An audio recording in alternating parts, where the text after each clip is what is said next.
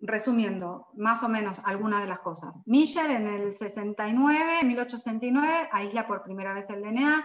Griffith en el 28 muestra o tiene la primera evidencia de la existencia del material genético y propone, digamos, esta transformación bacteriana, que después vamos a ver también. Avery, MacLeod y McCarthy en el 44, digamos, ellos descubren que el ADN es el material genético, y Hersey y Chase en el 53 realmente vuelven a comprobar de nuevo que el ADN y no las proteínas es el material genético. Entonces, hasta ahí, ¿qué se sabía? Entonces, que los factores hereditarios descritos por Mendel,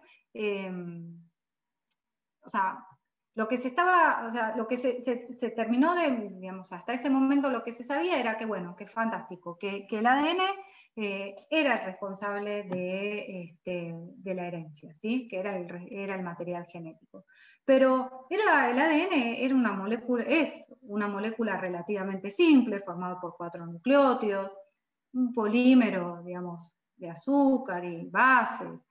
¿Cómo esa molécula, o sea, podría explicar semejante complejidad biológica? Digo, porque uno esperaba que el DNA te portara la información para decir, bueno, cuándo y dónde se transcribe qué gen, cuándo y dónde,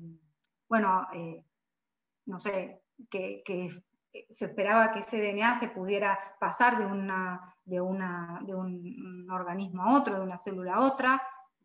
Esa estructura de esa molécula, ¿cómo explicabas todos estos mecanismos y todas estas preguntas que estaban dando vuelta? Y bueno,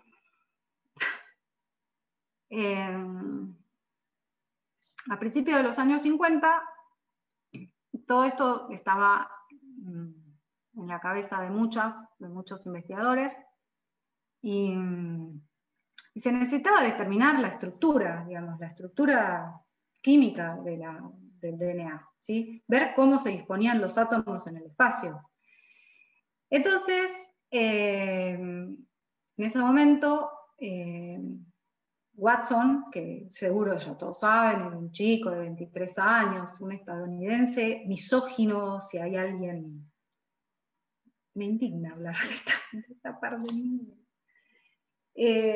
Bueno, era un pibe con muchas ínfulas, hay muchos en el campo, que se encuentra con Crick en Inglaterra, y los dos estaban, en realidad Watson se había ganado una beca para estudiar otra cosa, pero él estaba muy interesado en revelar la estructura de DNA, y se quería poner a trabajar con eso. Y bueno, se junta con Crick para empezar a trabajar con eso. En paralelo, a principios de los años 50, Rosalind Franklin, ella era una química, digamos, una investigadora que era inglesa, que había estado afuera, que vuelve a Inglaterra con un cargo de investigadora, y que, digamos, el jefe de la división de ella le da la tarea de escribir, como ella era una súper buena cristalógrafa, ya había logrado la cristalización, la cristalografía de carbonos y de grafito, también de moléculas, de otro tipo de moléculas. Bueno, el jefe en Inglaterra le dice, bueno, dedícate a ver si puedes hacer la cristalografía del DNA, porque era lo que todo el mundo quería saber. Y entonces se puso a hacer, ella era muy buena en eso, y lo que hicieron fue hacer la cristalografía del DNA, que les permitió, digamos, empezó a trabajar en eso, logró obtener la primera, digamos, o logró obtener súper buenas fotos de esa cristalización, ¿no? De esa difracción de rayos X que ella lograba, en donde pudo determinar atómicamente la estructura 3D de esa cadena. Y obtuvo, digamos, esta famosa foto, ¿no? que es la foto 51, que junto con un estudiante de doctorado, ellos obtuvieron, en donde, digamos, obtuvieron este patrón de DNA en forma de X que sugería la estructura helicoidal de la doble hélice. Esta foto, este resultado, era de ella, ¿sí? Ella lo hizo con su estudiante. Wilkins, bueno, Wilkins, a quien sí le dieron el premio Nobel, porque a Rosalind no se lo dieron, Wilkins invitó a Watson y Crick a escuchar los seminarios de Rosalind, y Wilkins le mostró esta fotito a Watson. Y Watson, al ver la foto y estar, por supuesto, tan en tema, tan metido en tratar de describir, porque se estaban rompiendo la cabeza a ver cómo era la estructura, cuando la vio cómo se disponían los átomos en el ADN, y bueno, esto, al observar esta foto, a él, digamos, le permitió tener, digamos, más, ¿cómo se dice?, más evidencias de cómo sería la estructura, y luego proponer junto a Crick el modelo de la doble hélice del DNA. Pero lo más loco es que a Rosalind ni la nombraron, o sea, le agradecieron, porque le chorearon la foto, ponele, se la sacaron, Wilkins fue el que se lo mostró, ella no se lo mostró. De hecho, cuando Watson y Crick publican este artículo, ella al día anterior había publicado la cristalografía de 2 tipos de DNA, y nadie ni la mencionan. Ahora, Watson, Crick y Wilkins recibieron el premio Nobel. No sé, a mí me parece importante recalcar estas cosas, porque, y sobre todo, si ustedes van a ver, pueden agarrar y leer todo lo que tengan ganas de leer, y van a ver que hay mucha gente que todavía no reconoce, o sea, la menciona, ¿no?, pero no reconocen lo mal que la trataron a esta investigadora, que parece que era brillante, que murió súper joven, murió de cáncer, por estar tan expuesta a las radiaciones, y que nada, que la trataron muy mal. E incluso, digamos, cuando Rosalind Franklin trabajaba en el mismo instituto que Wilkins, allá en Inglaterra, a las mujeres no se les permitía, estoy hablando de los años 50, 1950, no se les permitía estar en la misma sala de profesores, que a los varones sí, por supuesto. Y bueno, nada, me parece que son diferencias de género que obviamente ahora nos escandalizan, que por suerte eso no sucede, pero suceden otras cosas, porque las diferencias de género en todos lados están, y en la ciencia no es un lugar que no esté, ¿no? De hecho, están empezando a salir artículos que muestran un poco eso, ¿no? Como las mujeres llegamos menos a cargos más jerárquicos que los varones, por ejemplo, ¿no? La cristalografía, digamos, o los estudios de difracción de rayos X que logró Rosalind, y su análisis, porque eran análisis súper complicados, digamos, que había que hacer, ¿no? O sea, si uno mira esta foto, a mí no me dice nada, por supuesto. Bueno, por ahí ahora sí, porque ya la vi varias veces, pero la verdad que así físicamente no me dice nada, había que hacer como cálculos y cosas. Bueno, fue realmente muy importante. Y bueno, a ver, ¿por qué no me deja ahora? Ah, sí. Entonces, en el 53, Watson y Crick presentan el modelo de la estructura de la doble hélice del DNA. Y basándose en esta foto tomada por Rosalind y su estudiante, Gosling, también para hacer este modelo se basaron en conocimiento que se iba generando en ese momento. Una de las grandes pistas se la dio el trabajo de Chargaff, ¿sí? Ellos, a partir de tener este modelo de estructura, se dieron cuenta de que, digamos, si el DNA era una doble hélice, que tenía cierto tamaño, entonces, digamos, empezaron a pensar, bueno, ¿cómo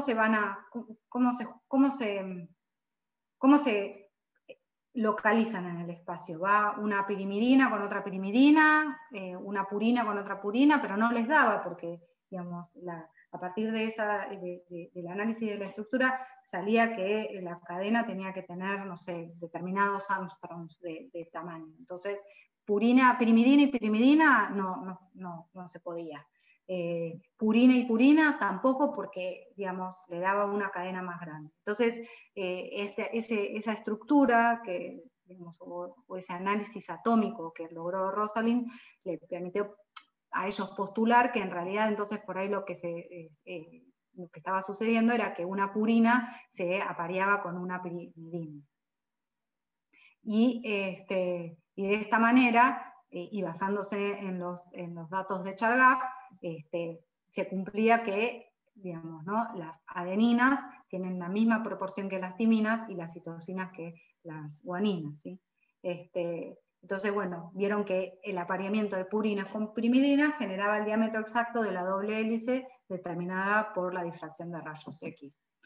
Entonces, este modelo, digamos, lo que propone es que, bueno, el ADN está formado por dos cadenas de polinucleótidos, entonces, dispuestas, estas dos cadenas son antiparalelas, una tiene la orientación 3'5' y la otra 5'3', ¿sí? El esqueleto, digamos, de azúcar fosfato se orienta en el exterior digamos, de la doble hélice, y las bases las bases nitrogenadas se encuentran en el eje central, ¿sí? Y estas bases van a estar unidas por puentes de hidrógenos, en donde las timinas se unen por dos puentes de hidrógenos con las adeninas, y las citosinas se unen formando tres puentes de hidrógenos con las guaninas, ¿sí?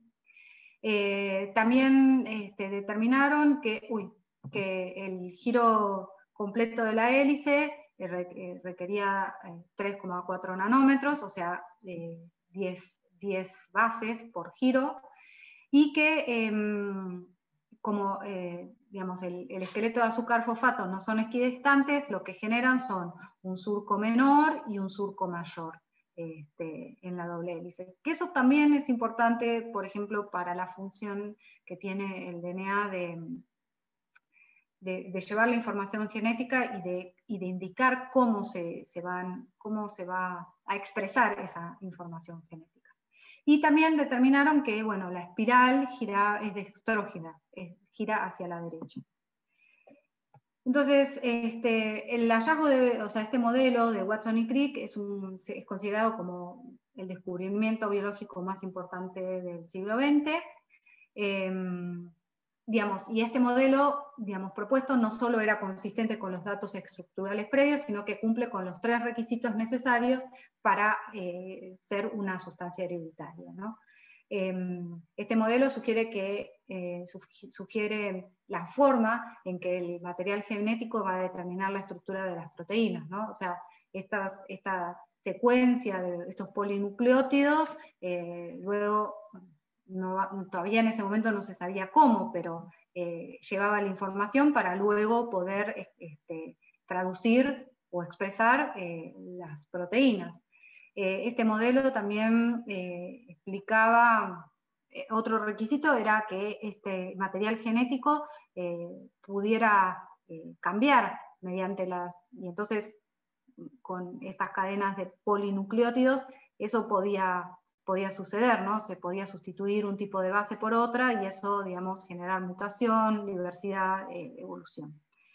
Y a partir, digamos, del modelo propuesto, en donde las dos cadenas que forman el ADN son complementarias y se aparean por complementariedad de bases, eso sugería un mecanismo posible para que se pudiera replicar.